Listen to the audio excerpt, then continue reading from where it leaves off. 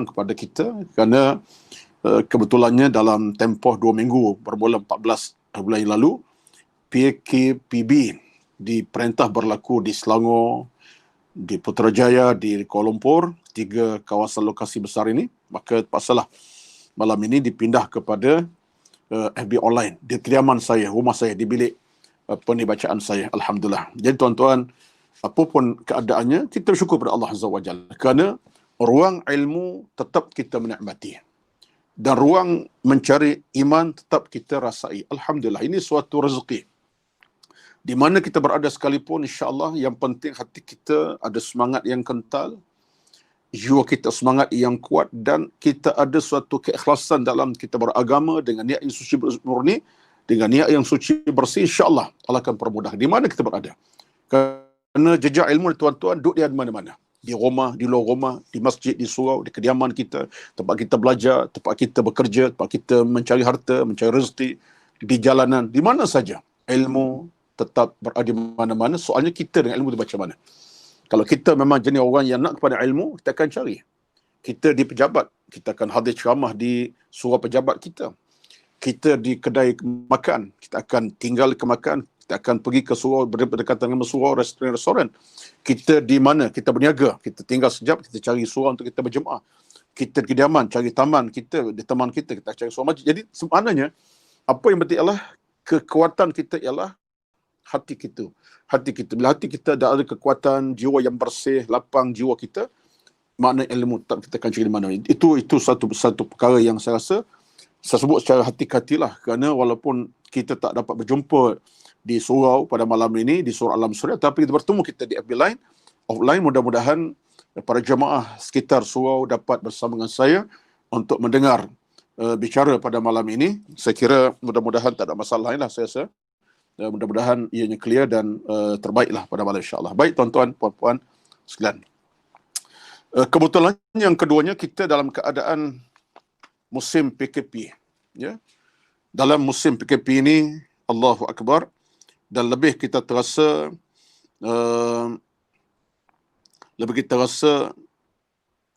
bila mana hari ini kita dengar berita yang agak menakutkan juga, kerana di peringkat negara kita, khas dalam negara keseluruhannya, 869 kes COVID-19 yang baru, walaupun kesemua agak ramai, tapi kebolehan jangkitan tu agak meningkat, ya, sampai berapa ribu, 4-5 ribu dah sekarang, Masya Allah. Dan di Selangor pun 129 kes berlaku. Dan ini menakutkan kita. Allahu Akbar, tuan-tuan. Ya, kita sekiralah dalam kesempatan ini, kerana ujian kita ujian bersama. Ini ujian bersama kita, dan saya fikir ujian ini ujian yang kita kena hadapi dengan penuh keinsafan, dengan penuh rasa yakin kepada Allah Azza wa Jalla. Sebab itu yang pertama, kita kena banyakkan doa kepada Allah Azza wa Jalla, banyakkan doa, banyak rintihan. Bangun awal pagi, kita ambil masa untuk kita bermunajat di awal pagi, kita bertahajud, iringkan solat hajat, mohon pada Allah keselamatan, bacakan sebanyak mungkin bacaan doa yang patut kita baca pada hari Nabi SAW. Nabi SAW ajak kepada kita supaya baca untuk kita jauhkan musibah dan wabak dan bala ini. Antara ialah Nabi bersabda kepada kita, antaranya ialah bismillahilladzi la yadurru ma'asmihi syai'un fil ardi wala fis sama'i wa huwas sami'ul alim. Termasuklah Allahumma inna na'udzubika minal barasi wal jununi wal judhami wa min sayil asqami. Alhamdulillah. Jadi kalau kita boleh amalkan doa sebegitu rupa, insya-Allah mudah-mudahan Allah angkat penyakit, Allah gantikan ketenangan, Allah gantikan kita kedamaian, Allah ganti kita keselamatan, Allah ganti kita dengan ketenangan yang kita pernah nikmati sebelum ini. Surau masjid dibuka seluas-luasnya tanpa halangan, dalam keadaan kita boleh masuk malam siang beribadat, beriktikaf, mendengar ceramah dan seumpamanya, dan kita boleh kerja dengan selesa, keluar anak kita keluar ke sekolah dengan keadaan sempurna, tak ada ketakutan. Ini kita harapkan. Jadi pertama ialah saya nak sebut tuan-tuan di kesempatan pada malam ini, seawal saya ceramah ini, belum saya bincang tajuk pada malam ini, ialah banyakkan doa, banyak kemudian Allah. Jangan lupa, kenapa? Kerana harta kita dalam beragama, tuan-tuan, doa kepada Allah Azza wa Jalla. Ini harta kita. Kata Al-Imam As-Suyuti rahmatullah, Bila kita berdoa kepada Allah Azza wa Jalla, seolah kita semakin merapati Allah dengan hati yang penuh kepiluan, rasa hiba, sedih dan ingin kepada Allah keselamatan, kedamaian. Jadi makna doa ini tuan-tuan merupakan kehidupan kita sebenarnya, nyawa kita. Jadi orang tak berdoa ini orang angkuh dengan Tuhan. Lepas tu Allah berjanji kepada kita, "Ud'uni astajib lakum." Doa kepada aku akan terima doa-doa kamu, wahai manusia. Ini adalah jaminan daripada Nabi kepada kita semua. Jadi maknanya tuan-tuan, yang penting ialah kita dalam keadaan sentiasa merapati dan mendekati Allah Azza wa Jalla. Ini yang pertama. Yang keduanya, doa ni tuan-tuan merupakan senjata paling ampuh. Senjata kita yang paling ampuh untuk kita mendapat kejayaan, kemenangan, keselamatan dan keamanan dan kebahagiaan sejati. Waktu dalam doa ini kata Al-Imam Al-Ghazali rahmatullah, doa ini akan mencerahkan kehidupan kita. Mana yang sempit, Allah perluaskan. Mana yang sempit, Allah perluaskan. Mana yang kotor, Allah sucikan. Mana yang tidak elok, Allah perelokkan. Sebab doa ini tuan-tuan satu rintihan munajat pada Allah. Sebab itu disebut sebagai ad-du'a'u silahul mu'min. Doa ini senjata bagi orang yang beriman kepada Allah Azza wa Jalla. Itulah di antara mukadimah saya kepada tuan-tuan dan puan-puan pada malam ini, supaya kita nampak dalam suasana sekarang ini, ujian ini, ujian kita bersama. Di samping pematuhan kita pada SOP, pematuhan kepada SOP yang digariskan oleh pihak berkuasa negara, wajib kita patuhi. Kerana SOP ini tuan-tuan telah dicipta, telah digariskan berasas kepada agama, berasas kepada kenyataan agama. Sebab Nabi bersabda, apa kata Nabi SAW? La dharara wa la dhirar. Tiada kemudaratan, jangan cari kemudaratan, jangan sebar kemudaratan. Apakah penyakit COVID ini bukan mudarat? Mudarat. Kita jangan cari mudarat dan tidak sebar kemudaratan penyakit. Bermakna SOP ini untuk apa? Menjaga kita daripada berlakunya isu-isu yang boleh memusnahkan kita dan memusnahkan orang lain. Jadikan kita selamat, orang selamatkan kita. Tuan-tuan, itulah harapan saya dalam mukadimah pada malam. Baik tuan-tuan, bicara saya malam tuan-tuan, saya kira bicara umum. Saya akan bercakap tentang hal-hal yang saya fikir kita cuba nak kaitkan soal realiti kehidupan kita dengan soal iman kita sendiri. Sebab apa tuan-tuan? Dia begini, kaedah mudah saja. Dalam hidup beragama ini, tuan-tuan, kita kena ingat bahawa kita ada matlamat dalam sebuah kehidupan beragama. Allah Subhanahu wa Ta'ala bila ciptakan kita, Allah cipta dengan tujuan yang suci dan tujuan murni. Allah tak jadikan kita mereka ada tujuan matlamatnya. Illa liya'budun az-zari' 56. Kecuali untuk mereka itu beribadat kepadaku, kata Allah Azza wa Jalla. Tuan-tuan, puan-puan dirahmati Allah sekalian. Kita ni dalam kehidupan kita, kalau matlamat tidak ada, apa nilai kehidupan kita? Maknanya kita semacam seekor binatang melata yang hanya tahu cari makan, kemudian kencing berak, tak tahu di mana lokasi berak makannya. Yang penting hidup, besok cari makan, malam agaknya tidur, pagi dah bangun, makan. Itulah binatang. Minta maaf sebut. Sebab ini satu perkara yang nampak simple, tapi kata Al-Imam At-Tabari dalam tafsirnya, bila bercakap tentang konteks, وَمَا خَلَقْتُ الْجِنَّ وَالْإِنْسَ إِلَّا لِيَعْبُدُونَ surah Az-Zariyat 56 itu, kata Imam Tabari, bila Allah sebut penciptaan kita ada matlamatnya, apa dia? Illa liya'budun, untuk beribadat. Makna kata Imam Tabari, kita memang diberi ruang yang cukup terbaik.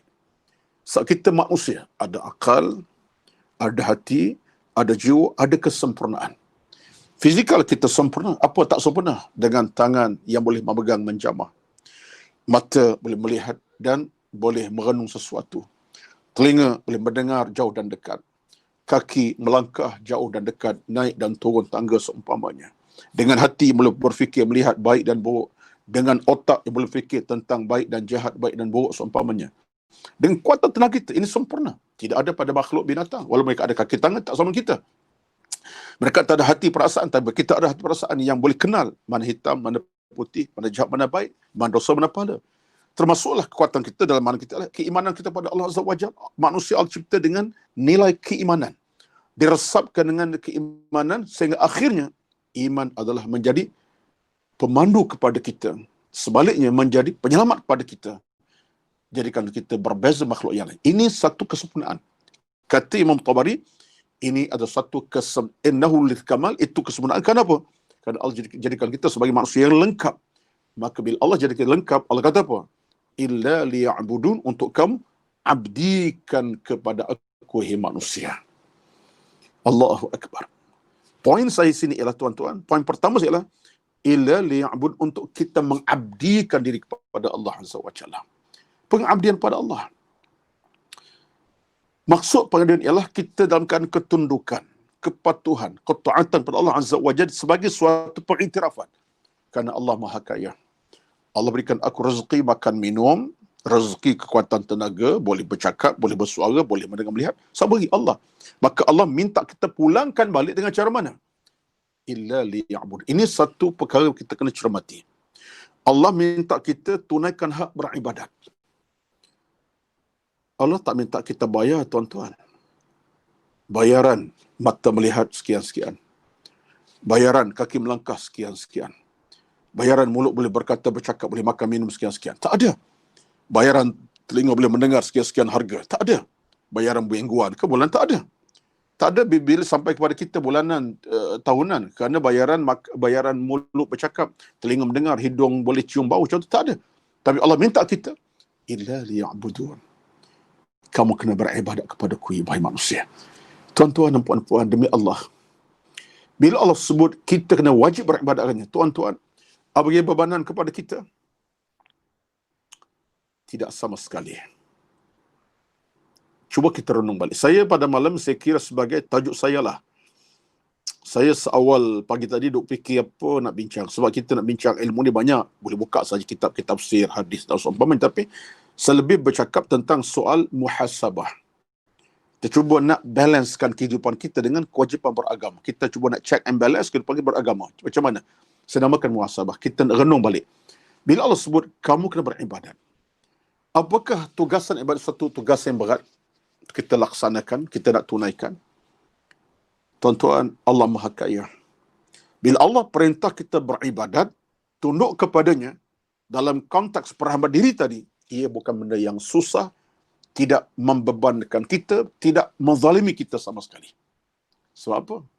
Sebab ibadat Allah minta suatu ibadat sesuai dengan kekuatan kita. Sesuai dengan kemampuan kita hambanya. Sesuai dengan keadaan kita hambanya. Untuk kita tunduk beribadat pada Allah Azza wa Jalla. Contoh. Saya bagi contoh tuan-tuan, contoh agak berbentuk akli sikit, tapi saya akan berikan hujah dalilnya. Contoh kita lihat dalam soal ibadat. Daripada proses solat kita, sembahyang kita, baik kita solat fardu ke yang sunat tak kira, tapi solat, kita ambil yang fardu lah mudahnya. Dengan kewajipan bersedekah, mengeluarkan harta, bersedekah, zakat yang utama kepada kita. Kewajipan berpuasa, Ramadan sebagai contoh yang utama, di samping puasa sunat yang lain. Kewajipan pergi ke Mekah buat haji sekali dalam suami hidup, bukan umrah tiap-tiap bulan itu. Yang haji cuma contoh. Termasuklah kewajipan kita untuk kita bersolat sekalipun. Tuan-tuan dirahmati sekalian. Semua kewajipan yang Allah perintah ini sesuai dengan kemampuan fizikal kita, masa kita, tenaga kita. Sulang balik, Allah perintahkan ibadat tersebut melalui kekuatan kita ada. Sesuai dengan kekuatan kita, fizikal kita dan masa kita miliki. Tidak menjadikan kita dalam keadaan tersepit, terhimpit, susah, tidak sama sekali. Sebab bila Allah sebut, وَمَا خَلَقْتُ الْجِنَّ وَالْإِنسَ إِلَّا لِيَعْبُدُونَ, Allah bagi satu keluasan masa waktu yang sesuai dengan kita. Baik. Betul tak betul kenyataan tuan-tuan? Kita ambil sebagai satu rumusan mudah. Allahu Akbar, Allah Maha Kaya tuan-tuan. Allah minta suatu pulangan yang bersifat kebaikan buat kita. Kerana ibadat kita buat ni tuan-tuan, kesan kepada siapa? Bukan kepada Allah Azza wa Jalla. Kesan ibadat, pulangan pahala, pulangan apapun kepada kita semula. Daripada solat kita, zakat kita, sedekah kita, zikir kita, bacaan Quran kita, istighfar kita, qiyam kita, tahajud kita, apa kita buat dalam hidup beragama, haji, umrah kita, semuanya akan pulang kepada kita kembali. Allah tidak dapat apa kepentingan. Allah bukan tak dapat, Allah tak ambil kepentingan sebagai ibadat kita. Allah tak perlu semua itu. Tapi semuanya pulang kepada kita. Pahala kita dapat. Ketenangan kita dapat. Kerahmatan kita akan capai. Apapun situasi di sebalik, realiti di sebalik ibadat itu, pulang kepada kita semula. Semakin berjaya kita kerana ibadat kita makin banyak. Semakin cemerlang kita kerana ibadat kita makin sempurna. Jadi maknanya, seluruh kuatan ibadat pulangnya kepada kita kembali. Allah Maha Kaya. Sebab bila Allah perintah ibadat, tidak susah. Contoh kita ambil. Saya cakap dengan tuan-tuan sebab saya nak biar ilmu yang saya bawa ini untuk diri saya pertama dan sampai kepada hati tuan-tuan. Sebab kita nak perkemaskan. Sebab kata Al-Imam Imam Imam As-Samarqandi dalam kitab Tabiul Ghafir, dia kata apa? Dia kata bila kita pasakkan peringatan agama ni sebanyak-banyaknya, ianya akan menguntungkan kita punya akal hati kita. Kita pasak betul-betul. Sebab apa? Manusia lalai. Kalau tak dipasakkan ilmu, kita akan lalai lupa. Kelalaian kita kerana ilmu tak masuk. Bila ilmu masuk, kita akan mula berfikir, betul lah, benarlah, silap aku, betul lah sebenarnya. Diam-diam. So ilmu. Pasak betul-betul. Kata Samarqandi, tidak, kita akan kecewa. Baik. Balik cerita tadi. Bila cakap tentang ibadat, tidak ada sesuatu perkara yang menyusah kita. Bila Allah perintah bersolat, satu kewajipan Allah sebut dalam Al-Quran Karim. Inna salata kanat ala al-mu'minina kitaban mawquta. Sungguhnya sembahyang aku wajibkan kepada hamba-Ku orang beriman pada masa waktunya. Inna salata kanat ala al-mu'minina kitaban mawquta. Sesungguhnya sembahyang diwajibkan Allah ke atas kita hamba yang beriman pada masanya. Daripada zuhurnya kepada asarnya, maghrib, isyak, subuhnya semula sampai kepada zuhur kembali, tuan-tuan. 5 waktu sehari semalam. Saya tanya diri saya, tuan-tuan, apa bebanan kita nak tunai 5 waktu ini? Apa masalah? Apa halangan? Apa rintangan? Apa musibah kita nak buat 5 waktu? Apakah 5 waktu ini menghalang kerja buat kita? Menghalang waktu rehat kita? Membeban kita urusan pekerjaan harian? Memusnahkan kita punya urusan pekerjaan dengan klien kita, urusan harta benda? Dengan sebab solat menghalang kita urusan keluarga dan seumpamanya, tuan-tuan? Demi Allah, kalla, tidak sama sekali. Tidak sama sekali. Sedikit pun tidak menghalang waktu yang kita ada dalam hidup. Dalam urusan harta, keluarga, anak dan isteri, hatta keluarga, atau apa yang urusan. Tak menghalang kita. Urusan pejabat, urusan keluarga, tak menghalang. 5 waktu sehari semalam. Daripada zuhur kepada asar, asar maghrib, maghrib isyak, isyak ke subuh. Kemudiannya berulang balik 5 kali sehari semalam. Urusan dunia tak pernah kita, tak pernah menghalang, tak pernah terhalang kerana solat kita. Bahkan, sebijak-bijak manusia bila bersolat, insya-Allah rezekinya berkat, hidupnya berkat, keluarganya berkat, harta bendanya berkat, kerjanya berkat, nikmat dunia diberkati Allah dan segala diberkati Allah Azza. Sebab apa? Sebab dia dekat dengan Allah Azza wa Jalla. Wuduk diambil, rukuk dan sujud kepada Allah Azza wa Jalla. Tangan diangkat merintih kepada Allah, mohon keampunan, keselamatan, kerahmatan. Bayangkan, tuan-tuan, satu waktu 10 minit sahaja. Satu waktu 10 minit kita merapati Allah dengan air wuduk, dengan air mata sekali. Mungkin kita letak atas jadah, kita tumpah air mata kerana mohon keampunan. 10 minit satu waktu, tuan-tuan. Tidak pernah membebankan urusan harta kita, urusan keluarga. Tapi persoalan saya kadang-kadang, tuan-tuan, saya sendiri, kenapa kita kadang-kadang berhelah dalam urusan ibadat? Kita menyebab dan helah, tak sempat, tak boleh, tak dapat masa yang cukup. Mengapa?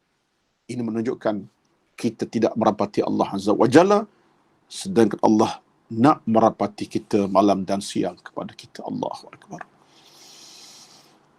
Tuan-tuan, kalau begitulah sifat kita dengan Tuhan, ke mana kita akhirnya? Apa matlamat kehidupan kita sebenarnya? Apa matlamat hidup kita? Dalam urusan kita seharian, sedangkan nyawa milik Allah, bukan milik mutlak kita. Rezeki hidup milik Allah, semua milik Allah belaka. Tiba-tiba, kita dengan Allah kita berkira-kira dalam bab salat tadi. Satu waktu 10 minit tak boleh nak lakukan. 5 waktu sekadar 20 minit tak boleh selesai. Sedangkan masa kita ada, waktu kita ada. Sihat badan kita. Bayangkan, tuan-tuan. Sifat hipokrit begini dengan Allah, sifat hipokrit begini dengan Tuhan, Tuhan tidak menyelamatkan kita sama sekali.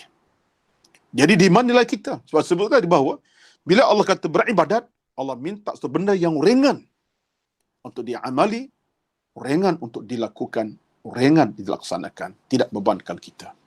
Ya subhanallahil azim. Maka bagi orang beriman yang bertakwa kepada Allah, dia akan kata, Alhamdulillah, ya Allah, dalam kesempitan aku ada keluasan. Dalam kepayahan aku cari kesenangan. Untuk apa? Untuk beribadat. Aku sibuk urusan dunia, tapi aku dapat jaga solat, dapat ke masjid berjemaah, dapat dengar ceramah disampaikan, dapat dengar ilmu disampaikan. Ya Allah, beruntungnya aku sebagai hamba-Mu, ya Allah. Tuan-tuan, kesannya untuk siapa? Untuk kita, bukan untuk Allah Azza wa Jalla. Kesan untuk kita, untuk keselamatan kita di dunia dan keselamatan kita di alam sana nanti. Tuan-tuan, ini solat saja cakap ni, ibadat solat. Tak ada bebanan, walaupun seinci, walaupun saat. Tidak ada sama sekali. Sedangkan dalam banyak keadaan mungkin kita rasa itu bebanan. Sebab itulah tandanya hati kita dah rosak. Hati dah mati, hati dah sakit. Wal'iyadzubillah. Ya Allah, ya Tuhanku. Kita kena minta kepada Allah ketenangan, tuan-tuan. Kena minta ketenangan dalam urusan agama. Allahumma a'inni ala zikrika wa syukrika wa husna ibadatika. Ini doa ini daripada Al-Imam Tirmidzi. Diriwayatkan daripada Imam Tirmidzi bagaimana Nabi mengajar kepada Muadz bin Jabal. Diajarinya Muadz bin Jabal untuk berdoa udail. Siapa kita minta merayu pada Allah? Kita merayu, tuan-tuan. Allahumma a'inni ala zikrika. Ya Allah, tolonglah untuk aku ingat kepadamu sentiasa. Tak lalai, tak lupa. Dalam kepenatan tak lupa. Dalam keselesaan lagi tak lupa. Dalam bekerja tak lupa. Dalam cari harta tak lupa. Di pejabat tak lupa. Di luar rumah, di rumah tak lupa. Tengok, kita minta Allah berikan kita kekuatan. Allahumma a'inni ala zikrika. Ya Allah, tolonglah aku untuk ingat kepadamu. Wa syukrika. Dan aku ni syukur kepadamu, ya Allah. Syukur akan nikmat yang amat banyak ni, ya Allah. Nikmat yang tak terbilang, tak boleh bilang angka. Dengan tangan, dengan apa yang saya angka tak tercapai. Sebab banyak sangat, ya Allah. Kecil, besar. Semuanya ada dalam hidup ini, ya Allah. Daripada sekecil nikmat, saya besar nikmat. Wa syukrika. Jadikan aku ni ingat syukur kepadamu, ya Allah. Wa husna ibadatik. Allahumma a'inni ala zikrika wa syukrika wa husna ibadatik. Ya Allah, tolonglah aku untuk sempurnakan hidup ibadat aku ni. Minta, ya Allah, ibadat aku ni ibadat yang sempurna. Inilah contohnya sembahyang tadi. Sempurna waktunya, sempurna rukun-rakannya, syarat-syarat asalnya, sempurna. Tuan-tuan, kita minta Allah jadikan kita ibadat yang sempurna. Maksudlah yang lain lah. Bukan solat saja, yang lain. Ini doa dari tuan-tuan. Sebagai satu bantuan yang berbentuk dalaman, tuan-tuan. Sebab kita dalam beragama ni, kita tak akan mampu untuk sempurnakan hidup kalau sekadar kita dengan kemampuan kita. Tak ada. Sebab kita minta Allah yang beri kita segala kekuatan dan kesempurnaan. Bantuan, pertolongan dan seumpamanya. Ini yang kita harapkan. Allahu Akbar. Itu satu bab saya bercakap, tuan-tuan, tentang ibadat. Namanya solat. Saya nak kaitkan tadi supaya ibadat kita bukan benda yang susah. Bukan terbeban. Tapi ramai orang, yalah kata ramai tidak, tapi manusia dia kata terbeban. Termasuk dalam bab yang berkaitan dengan soal ibadat yang lain. Ibadat zikir, tasbih, tahmid. Baca Quran sebagai contoh. Apa yang terbebannya? Kita sekadar kita mampu tunaikan hak berzikir kepada Allah Azza. Tapi yang penting, mulut kita ini dibasahi dengan ucapan besarkan la ilaha illallah wallahu akbar. Subhanallahil azim. Astaghfirullahal azim. Allahu la ilaha illa huwal hayyul qayyum. Ucapkan zikir malam siang. Sebab apa? Itulah kekuatan dalaman kita. Sebab zikir, tuan-tuan, dia akan basahkan hati. Zikir, tuan-tuan, dia akan memandu kehidupan beragama kita. Zikir, tuan-tuan, dia akan melayak kita untuk diberi kerahmatan oleh Allah Azza wa Jalla. Ya ayyuhallazina amanu dzkurullaha dzikran katsira. Allah minta kita supaya sebut namanya sebanyak-banyaknya. Untungnya siapa? Kita. Bukan kerana kita sebut nama Allah, Allah Maha Kaya, Maha Hebat. Tidak. Allah tak berhajat kepada segala itu. Allah Maha Kaya dan Maha Esa dan keesaan, tuan-tuan. Tapi yang menjadi untung kita, sebut nama Allah makin banyak, zikir makin banyak, kita beruntung besar. Sebab apa? Hati makin bercahaya, jiwa makin tenang, rezeki makin lapang, hidup makin baik dan beragama kuat. Kukuh agama kita, iman kita kukuh. zikir. Sementara kalau kita amalkan menjadi zikir harian malam siang kita. Lepas solat zikir, belum solat zikir, nak keluar rumah zikir, subhanallah, alhamdulillah. Contohnya, benda macam ni tak terbeban. Saya teringat kata guru kami masa belajar dulu, jangan kamu rasa berat dengan zikir. Kerana zikir suatu nikmat yang Allah buka pada bila-bila masa sahaja. Sehingga pada orang perempuan yang dalam haid nifas sebagai contoh. Dalam haid, tak boleh sembahyang. Zikir boleh? Boleh. Orang perempuan, isteri kita, anak perempuan kita yang haid, tak boleh berpuasa, tapi zikir boleh? Boleh.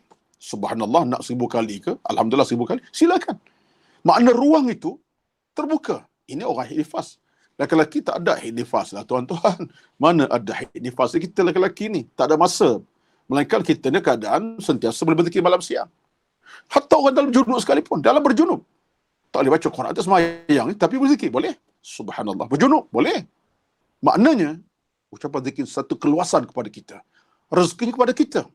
Memulangkan kepada kita, kepulangan kepada kita. Menjadikan hati kita yang sempit diperluaskan Allah. Jiwa yang dah kotor dibersihkan oleh Allah. Jiwa yang dah berkeladak dicahayakan oleh Allah. Jiwa yang dah mati Allah hidupkan dengan zikir tadi. Samping taubat istighfar lah. Jadi benda macam ni, kita nak kata suatu amalan ibadat tu benda yang bersifat susah payah. Tidak. Semuanya senang. Itu zikir. Termasuk ibadat yang namanya puasa dan seumpamanya. Ramadan, satu bulan yang Allah beri tugas kita. Allah tak minta kita berpuasa sampai 6 bulan dalam setahun. Tak ada hukum dalam berpuasa kena puasa sampai 6 bulan setahun. Tak ada. Yang ada ialah sebulan dalam setahun. Sebulan setahun. Itu pun puasa di siang hari, bukan malam hari. Saya nak ringkaskan. Maknanya, kewajipan berpuasa Allah fardu itu bukan menekan kita. Tak ada masalah sampai kita dalam keadaan tertekan. Kena puasa. Oh, mati aku kena puasa ni. Tak lapar. Tuan-tuan, Allah tahu kemampuan hambanya. Dalam suasana kehidupan sebagai hambanya, Allah tahu kemampuan fizikal kita. Dalam kita untuk berpuasa. Dalam kadar sehari itu, hanyalah sekitar waktunya terbit fajar hingga gelincir matahari. Sekitar 12 jam ataupun kurang lebih 12 jam, tuan-tuan. Yang berbaki, Allah berikan kita ruang untuk makan, minum dan seumpamanya. Baik. Jadi benda macam ni kadang-kadang bila kita renung balik, ya Allah, ya Tuhanku, Engkau ni pemurah sangat padaku, ya Allah. Engkau tak pernah bebankan kami kepada kami nak ibadat. Tak ada Tuhan, tak ada Tuhan, ya Allah, Engkau murah kepada kami, terlalu rahim kepada kami, sayang kepada kami, rahman kepada kami. Tapi bila manusia hatinya telah mati, tuan-tuan, jiwa telah sakit, seperti kata Ibn Qayyim Jauzi kata, apabila manusia sampai tahap hati dah sakit, sakitlah segala-galanya. Bila hati dah mati, mati segala-galanya. Dia mati bukan mati daripada hidup ini. Mati, maksud mati dalaman. Jiwa dah mati, hati mati, payah. Jadi kata Ibn Qayyim, kalau sampai jiwa dah sakit, sakitlah segala-galanya. Kalau hati mati, mati segala-galanya. Ini kita takut. Sebab manusia ini kadang-kadang yang kita paling bimbang ialah mati belum mati. Maksud tuan-tuan, dia mati sebelum kematian. Dia tak mati lagi. Belumlah dia nyawa jadi ambil lagi, tapi dia telah mati. Mati apa? Mati akal, mati hati, mati jiwa, mati ilmu, mati iman. Ini yang kita paling takut. Dia hidup, tapi hidupnya hidup yang kosong daripada ibadat, kosong daripada iman, kosong hati daripada agama. Apa makna? Hidup macam ni, tuan-tuan, sama dengan seekor binatang yang dia binatang tahu makan, minum, berak, tidur saja. Manusia macam tu. Wal'iyadzubillah. Ini bukan akhlak kita sebagai orang yang beragama, yang faham tentang nilai peribadatan dan matlamat kita nak balik pada Allah Azza wa Jalla.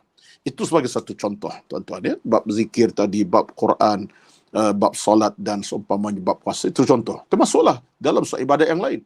Ibadat ke Mekah sekalipun. Berbanan ke? Tidak berbanan. Allah perintah kita bukan Mekah tiap bulan, tiap tahun, mesti wajib tidak. Allah perintah kita sekali seumur hidup. Haji sekali seumur hidup. Al-hajju marratun wa in zada fahuwa tatawwu'. Haji wajib sekali saja, yang lebih itu adalah haji yang sunat. Haji kali kedua, kali ketiga, kali keempat, itu haji yang sunat. Yang wajib sekali saja. Kewajipan haji pula, Allah tak perintah semua orang. Yang berkemampuan, ada istita'ah dengan masa yang ada, harta yang cukup, badan sihat, pergi. Tapi orang keuzuran, harta tak ada, keuangan tak cukup, tak payah pergi. Tak diusul, tak wajib pergi. Maknanya, Allah beri satu ruang kepada hambanya untuk diperintahkan buat haji dalam kadar kemampuan masing-masing, itu pun sekali seumur hidup. Dan buat haji pun bukan 3 bulan, 2 bulan, 60 hari. Hanya 5-6 hari saja. Daripada hari wukuf Arafah hinggalah melontar, 5-6 hari selesai. Tuan-tuan, Allahu Akbar. Saya minta maaf lah. Saya bila sebut tajuk macam ni, saya kira ini tajuk dekat dengan hati saya. Sebab saya cuba nak bawa satu olahan dalam hidup. Kalau kita renung tentang nilai ibadat dalam Islam begitu sekali rupanya, kita tak akan jadi manusia angkuh dengan Allah, yang lupa kepada Allah, yang sombong. Itu hakikatnya. Sebab yang kita takut ialah bila ada sifat lupa kepada agama, lalai dengan hari akhirat, lupa kepada perintah Allah Azza wa Jalla, lalai dengan urusan-urusan iman, ini kita paling takut. Sebab apa? Kita jadi manusia yang tak lagi dipandang oleh Allah Azza wa Jalla. Akhirnya, bila Allah tak pandang kita, hidup kita la qimata lana, tak ada harga, kata para ulama. Ini yang sedangkan kita nak letak hidup ini berharga. Allah beli cash kepada masyarakat dengan nilai yang tinggi. Bila sampai masa Allah beli kita kembali dengan nilai. Apa nilainya? Nilai iman kita, Allah beri cash.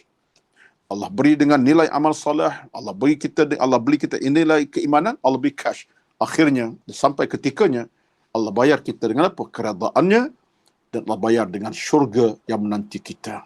Ketika itulah kita akan tengok wujuhun yawma idzin na'imatun li sa'yiha radiyah fi jannatin 'aliyah la tasma'u fiha laghiyah fiha 'ainun jariyah fiha sururun marfu'atun wa akwabun mawdu'atun wa namariqu masfufatun wa zarabiyyu mabthuthah. Ketika itu kita mula terasa, oh, syurga ni nilainya cukup hebat, tinggi kedudukannya, hebat keadaannya, dengan peterangannya dalam keadaan emas dan berlian, dengan minuman-minuman yang mewah, makanan yang mewah. Itu semua Allah sebut Quran. Contohnya tadi, surah Al-Ghasyiyah tadi. Ini semua kepada siapa, tuan-tuan? Pada hamba yang hidup dahulu jaga ibadat, beribadat dan tidak pernah rasa keluh kesah dengan ibadat pada Allah Azza wa Jalla. Dihabiskan masa, dihabiskan waktu, tenaga kerana Allah Azza wa Jalla, kerana beribadat. Allah bayar cash daripada masyarakat dengan syurga. Wajah mereka bercahaya. Wujuhu yawma idzin na'imatun. Wajah-wajah orang itu dalam keadaan bercahaya. Siapa orang itu, tuan-tuan? Ahli syurga, kita lah, insyaAllah. Kenapa bercahaya? Sebab dahulu dia bercahaya dengan iman dan agamanya. Dia tak berkira untuk beribadat. Dia tak berkira untuk solat ibadat. Dia tak berkira untuk berzikir. Dia tak berkira untuk buat kebaikan. Dia tak berkira untuk ustaz dermah. Bayangkan. Jadi kesannya menanti daripada masyarakat. Tapi kalau kita dalam dunia kita berkira Allah, jaga, Allah akan berkira-kira dengan kita. Bukan di akhirat, dunia lagi Allah berkira-kira. Sebab tu ada orang, Masya Allah, bila dalam hidup dunia pun sempit dadanya. Nak kata mewah, mewah. Nak kata berharta, berharta. Nak kata pangkat tinggi, tinggi. Tapi sempit hidup.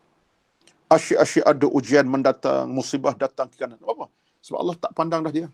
Allah bebaskan daripada kawalan agama, daripada kawalan Allah, Allah bebaskan dia. Akhirnya nafsulah mengawal dia. Nafsu mengawal kekayaan kita, akhirnya kekayaan yang palsu, kehebatan kita pun palsu kerana yang mengawal kita nafsu kita, kemahuan kita, bukan agama mengawal. Itu kehancuran kita. So, bila Allah sebut dalam Al-Quran, Allah sebut tentang kita ni, bila sampai daripada masyar, kita ni, kata Allah, kamu ni macam binatang sebenarnya. Ulaika kal an'am bal hum adall.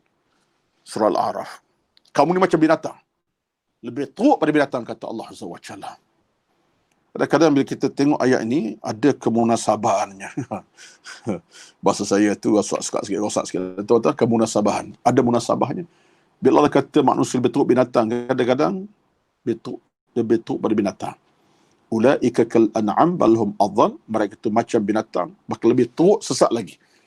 Munasabah juga kadang-kadang kita tengok dalam masyarakat pada hari ini, ada orang yang Masya Allah, walaupun maghrib dah masuk, waktu azan maghrib dah tiba, dia buat tak kisah, tak peduli, tak berapa cakna waktu maghrib, masih santai, masih berborak kosong, masih buat benda-benda yang melalai. Contohnya lah, ya, tuan-tuan nak kata apa? Nak katanya, kadang-kadang seekor binatang, dia tahu maghrib masuk, ke kandang dia. Seekor burung, walaupun dia terbang jauh dekat maghrib, dia akan cari pokok untuk landing. Kalau seekor ayam dia cari di mana dia punya rebannya untuk dia masuk dan rehat sampai esok itu keluar balik. Dan keluar pula ayam, seekor ayam keluar belum subuh lagi dah keluar dah. Pukul 4 dah berkukuk. Ya, orang belum azan dia dah kukuk. Ayam tu. Contoh ayam.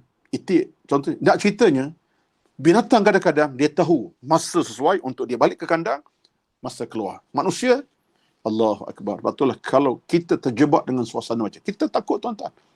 Kita tak ada kekuatan, tak ikat agama. Jam maghrib entah di mana lagi.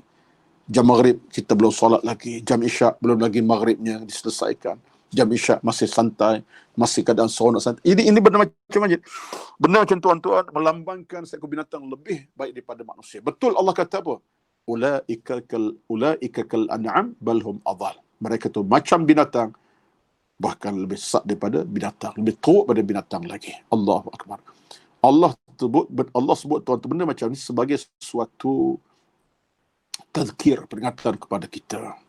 Bukan nak mencela kita, bukan ini makna Allah mencela sampai tahap tak ada orang kata sempadan, tak. Allah nak tazkirkan hamba-Nya supaya kamu kena jaga hemah kamu, jaga akhlak kamu, jaga ibadat, jaga hidup kamu, supaya yang mengawal kamu ialah agama kamu, iman kamu, sempadan kamu ialah iman kamu, sempadan kamu ialah agama kamu, sempadan kamu ialah ketakwaan kamu, sempadan kamu ialah amal soleh kamu. Itu sempadan kita. Jadi kita bila hidup sempadan macam tu, kita akan mudah keluar daripada sempadan, tuan-tuan. Nak keluar sikit, iman gertakkan kita. Jangan. Nak keluar sikit, imankan je kita. Tolong, jangan buat benda tak elok, tak boleh, berdosa tu. Maknanya iman ada. Jadi kita ni untung bila mana ada iman, jadikan orang itu lebih baik. Satu, bila dalam satu hadis daripada Muawiyah bin Abi Sufyan, Nabi bersabda, Nabi kata apa? Man yuridillahu bi khairan yufaqihu fid din. Ini hadis daripada Imam Bukhari Muslim. Hadis Muawiyah bin Abi Sufyan. Nabi bersabda, barang siapa Allah nak jadi orang tu baik, Allah berikan ilmu agama kepada orang ni. Ilmu. Orang nak jadi baik, Allah beri ilmu. Sebab apa? Sebab ada ilmu tu dia akan pandu kita. Ilmu dia jadi satu kita nak kata lingkungan yang mengawal kita. Bila ada ilmu, ada iman, kita akan dilingkung oleh situasi di mana ada peringatan. Nak buat yang jahat, ilmu kata, kan belajar kan agama, halal haram. Nak buat jahat juga. Imam pula sebut, itu dosa besar kalau mati tengah buat dosa macam mana? Menyebabkan kita akan terkejut. Orang kata kita terkasima, bahasa sekarang, terkasima. Akan rasa macam terpegun, tersentak. Tersentak betul. Tersentak. Betul juga. Jadi menyebabkan kawalan tadi. Sebab itulah jangan pandang lekeh kepada ibadat. Kerana ibadat merupakan suatu rezeki yang akan memberikan kita keluasan dalam sebuah kehidupan agama. Itu satu. Kita dah masuk 8 minit. Saya akan tamatkan dalam 8 suku, tuan-tuan. Kita akan tamat 8 suku sebab isyak masuk 8.12 malam ini. Saya kira dalam sekitar kurang 20 minit cukuplah untuk ceramah malam ini, insyaAllah. Saya sambung sekali lagi, 10 minit lagi, insyaAllah. Jadi, saya sebut tentang isu tadi, jangan lupa tuan, isu saya tadi ialah tentang kita hidup dengan matlamat. Okay? Dengan satu matlamat yang suci, dan bukan kita bina matlamat, tapi yang bina matlamat Allahu Azza wa Jalla. Yang bina matlamat, yang berikan kita hidup ini Allah Azza wa Jalla, bukan kita. Dan sewajar Allah beri, sebab apa? Dia Tuhan kita. Dia adalah pemandu kepada kehidupan kita. Dalam soalan ibadah, Allah pandu kita. Bagaimana? Dia ada matlamat. Di mana Allah tak matlamat. Baik. Yang keduanya ialah, bagi satu muhasabah, kita tidak nak dalam hidup ini, kita tersentap bukan pada masa waktunya. Maksud saya ialah, kita nak tersentap dalam hidup ini, jangan sampai kita sudah pun dalam keadaan dah tak ada apa lagi dah. Contoh macam ni lah, tuan-tuan. Saya ambil contoh. Orang sakit dah. Minta maaf lah kan, sebab benda sakit demam ni, semua orang akan hadapi. Tak kira siapa, saya pun ada masa Allah beri keuzuran. Tak teruk pun, sakit demam tu ada. Ya, kita sebagai contoh kita lihat, dalam suasana kita pada hari ini, sakit demam. Kita nak satu masa, bila Allah beri kita kesakitan yang menyebabkan kita sudah tak boleh buat apa, kita mula menyesal. Orang Melayu pun kata, Orang Melayu kata, dah terantuk baru tengadah. Ini di antara patah Melayu yang saya fikir ada kebenarannya. Dah terantuk baru tengadah. Maknanya dah terantuk baru kita rasa menyesal. Aku kalau buat kebaikan masa sehat, kan bagus. Tengok, kalimah tu dah mula aku. Kalau aku buat masa sihat dulu kebaikan taklah letih macam sekarang. Kalau aku dulu sejaga semayang, kenal masjid dan surau malam siang berjemaah, taklah aku macam sekarang tak boleh gerak dah. Nak ke masjid pun tak boleh. Wheelchair dah aku sekarang ni. Dengar-dengar pun tak dengar mana dah, contohnya. Kalau aku dulu rajin bersedekah derma, menyumbang, tabung-tabung kebajikan, rajin menyumbang, taklah jadi macam sekarang. Ni derma pun duit tak banyak mana dah. Jadi, sampai tahap kita merasakan bahawa kita sudah tak ada apa lagi dah. Penyesalan macam tuan-tuan, an-nadm, kata bahasa Arab, an-nadmu, bukan satu benda yang kita boleh biarkan berlaku dalam hidup kita. Dah terlantuk, bertengadah. Dalam Islam cantik mengajar kita. Memang cantik Islam. Cantik amat sangat. Sampai Nabi kata apa? Irtanim khamsan qabla khamsin. Rebutlah 5 perkara sebelum tiba 5 yang lain. Nabi sebut kita rebut, maknanya ambil peluang. Ambil ruang peluang sedatang 5 benda yang lain. Kan ruang ini ruang kamu sekarang. Bila kamu tunggu tu masa, mungkin peluang tak ada. Memang tak ada.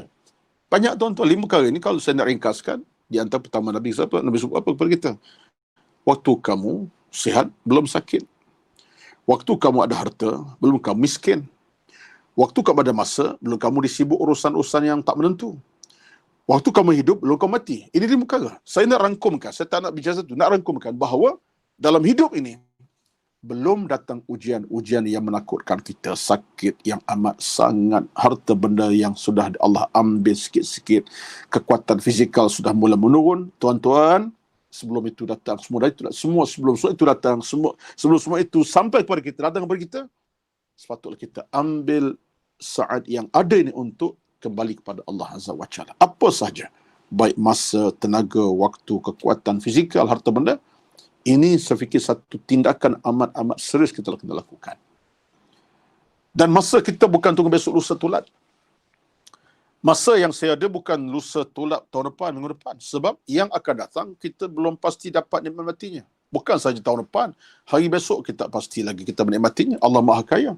Mungkin malam-malam terakhir kita. Maknanya, sekarang masa kita ambil kesempatan. Tuan-tuan yang dengar kuliah maghrib saya pada malam ini. Boleh kita anggap macam ni, bersama. Inilah peluang akhir aku sebenarnya. Sekarang, malam ini, malam Ahad, malam Minggu. Besok hari Ahad. 1 Rabiul Awal pula malam ini. Bersama 17 hari bulan Oktober. Jamnya jam 8:12:13. Dah masuk waktu isyak sekarang ni. Ini masa aku. Aku nak istighfar, aku nak beribadat, aku nak menangis, aku nak rasa sedih, aku nak buat kebaikan, aku nak cari pahala, aku nak buat benda-benda yang baik, Allah redha. Sekarang masa aku. Bukan besok, lusa, tolak dan seumpamanya. Maksud saya lah, kita bersegera. Itu saja. Badiru bil a'malis salihati. Dalam riwayat Imam Muslim Nabi bersabda, badiru bil a'malis salihati. Bersegera pada amal saleh. Bersegera. Jangan lambat-lambatkan amal saleh. Dan jangan tangguh amal saleh. Bersegera. Al-mubadarah dengan bersegera. Orang Kelantan kata, lorak gaduh. Bukan bergaduh tumbuk tak. Mana cepat-cepat. Lorak gaduh ni bahasa slang orang Kelantan lah ni. Saya orang Kelantan ni. Jadi makna secara segera. Tak boleh postpone, tak boleh tangguh, tak boleh kita nak mengambil sikap melengah-lengahkan. Ini bahasa yang Nabi guna dalam hadis untuk menjadi motivasi kepada kita. Ya, kita boleh, kita mampu. Bukan tak boleh, kita boleh tuan-tuan. Tapi dengan syarat hati kita, mula kita bina dengan keimanan, lapangkan rezeki, lapang hidup dengan ketakwaan, dan kita cari satu pemikiran yang betul-betul tajam kebaikan, insya-Allah akan bawa kita ke jalan hidup yang selamat, dan kita akan menangguhkan kebaikan. Selagi kita berpeluang, sekarang ni mungkin di kalangan tuan-tuan saya termasuk, ada orang yang mungkin telah keuzuran. Tetapi rezeki harta masih ada. Dia mungkin fizikal uzur, nak bergerak jauh tak boleh, tak larat dah, kaki dah lenguh, lutut dah legedur, skur-skur lutut dah kendur, dah maklumlah umur dah sekian-sekian, tapi harta ada. Sumbangkan sebanyak mungkin. Sedekah derma, segerakan, jangan tangguh-tangguh. Dalam bab derma sedekah, tolong segerakan. Tabung masjid, tabung surau, kita punya surau Alam Suria pun nak kepada tabungan duit ringgit untuk tujuan-tujuan pembinaan surau, keluasan surau, untuk tujuan pengajian. Kita sumbangkan. Kita mungkin tak ada kekuatan tenaga, tapi duit ada. Sumbangkan. Dan kita ada, tenaga pun ada, duit ada. Kita buat segala kebaikan. Tenaga kita beri kepada agama, berjalan ke sebuah masjid, buat kebaikan dengan duit sekali.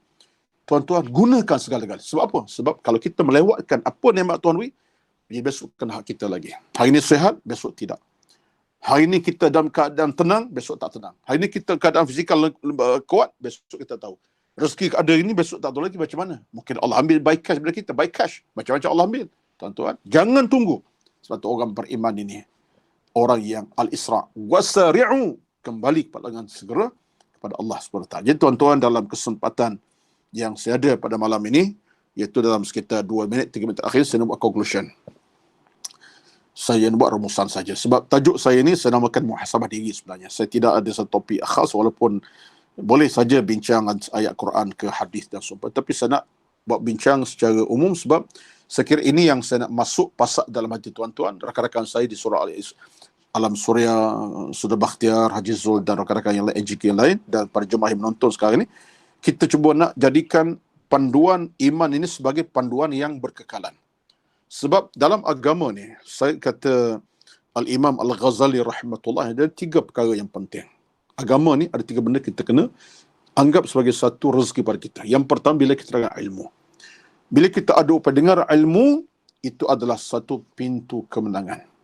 Ada orang yang tak dengar ilmu, tak nak dengar pun ada, tak dengar pun ada, yang tak dengar pun ada. Yang tak dengar pun ilmu.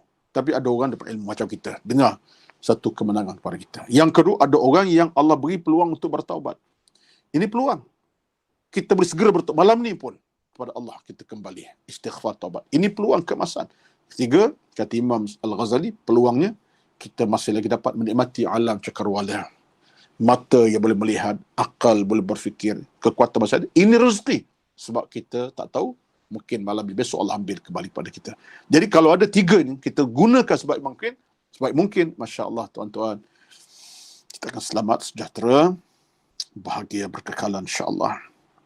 Dan bila sampai ketika masanya insya-Allah, Allah akan rahmati kita dengan kerahmatan yang berkekalan, kerahmatan yang berterusan insya-Allah. Dan bila sampai ketikanya, Allah akan sambut kita sebagai hambanya yang diradai, bukan dimurkai. Hamba yang dicintai, bukan yang dimarahinya insya-Allah. Wallahu a'lam. Itulah sekadar untuk malam ini tuan-tuan, sebagai satu perkongsian ilmu sekitar 57 minit. Okeylah tu, 56 minit insya-Allah. Kan isyak pada masuk, tuan-tuan yang mendengar ni, kalau orang Kuala Lumpur, wilayah dan juga Selangor, wilayah Sekutuan Putrajaya, Kuala Lumpur dan Selangor, maka kita kena solat di rumah lah. Sebab surah masjid hanya 6 orang saja yang diizinkan. Surah Jumaat kah dia, masjid kah dia, surah biasa dia, tak ada jemaah, melainkan 5-6 orang saja. Jadi kita pasal solat di rumah sama keluarga masing-masing. Mudah-mudahan yang penting tuan-tuan, dalam situasi sekarang ni, kita kena balik kepada Allah segera dengan munajat doa yang berpanjangan, dengan air mata berterusan. Moga-moga Allah angkat penyakit COVID-19 ini pada kita. Allah kembalikan semula keselamatan, kejayaan, kemenangan. Dan Allah angkat penyakit by cash mudah-mudahan dengan doa kita bersama. Tuan-tuan doa, anak-anak berdoa, semua berdoa, jemaah berdoa, rakan kita di mana berdoa, semua sekali insya-Allah. Dan kita jaga SOP. Kita akan pulihkan semula insya-Allah. Takut tuan-tuan, hari ini bila kita dengar kes dah 869, bukanlah kecil. Walaupun banyak majoriti di Sabah, tapi ingat, keluasan penyakit dah mula tersebar di Semenanjung, di utara, di selatan tanah air, di tempat kita Selangor wilayah sepanjang. Jadi wallahualam, ya Allah Tuhan kami, berikan kami keselamatan, keamanan, kebahagiaan, dan terima kasih kepada Jawatankuasa Surau Alam Surya, Saudara Bakhtiar, sahabat lama saya, Tuan Haji Zul yang menguruskan online pada malam ini, dan seluruh Jawatankuasa Alam Surya. Mudah-mudahan kita bertemu lagi insya-Allah dalam kuliah akan datang. Insya-Allah bertemu di pentas surau insya-Allah, bukan lagi online. Dengan harapan saya, mudah-mudahan Allah kembalikan semula keamanan yang pernah kita nikmati, bahkan seluruh dunia, bukan sahaja Malaysia, dunia insya-Allah kita doakan insya-Allah. Ya Allah ya Tuhan kami, berikan kami segala-gala kebaikan. A'udzubillahi minasyaitonir rajim. Bismillahirrahmanirrahim. Alhamdulillahirabbil alamin. Wassalatu wassalamu ala rasulil amin wa ala alihi wa sahbihi ajma'in. Allahumma inna nas'aluka ridha'aka wal jannah. Ya Allah, ya Tuhan kami, mohon kami kepadamu redha dan syurgamu. Allahumma jammilna bil afiyati was salamah. Ya Allah, berikan kami, ya Allah, kesihatan, keafiatan, keselamatan, kerahmatan. Allahumma taqabbal minna, terimalah kami, ya Allah, innaka ala kulli syai'in qadir. Engkaulah Tuhan kami yang maha berkuasa dalam semua urusan, semua perkara. اللهم ارفعنا من البلاء والوباء والأمراض والبلايا ما ظهر منها وبطن.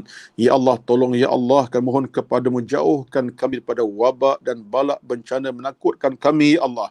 Apa yang terang, apa yang tak nyata, ya Allah, berikan kami kuasa untuk terhalang daripada kami bertemu dengan penyakit menakut ini ya Allah. Rabbana atina fid dunya hasanah. Ya Allah, ya Tuhan kami, berilah kepada kami dunia yang bahagia, membahagiakan kami, wa fil akhirati hasanah, akhirat yang bahagia, membahagiakan kami, wa qina adzabannar, dan jauhkanlah kami ya Allah dari bakaran neraka yang bernyala-nyala. Wassallallahu ala sayyidina Muhammad wa ala alihi wa sahbihi ajma'in. Walhamdulillahi rabbil alamin. Taqabbalallahu minkum. Wassalamu alaikum warahmatullahi wabarakatuh.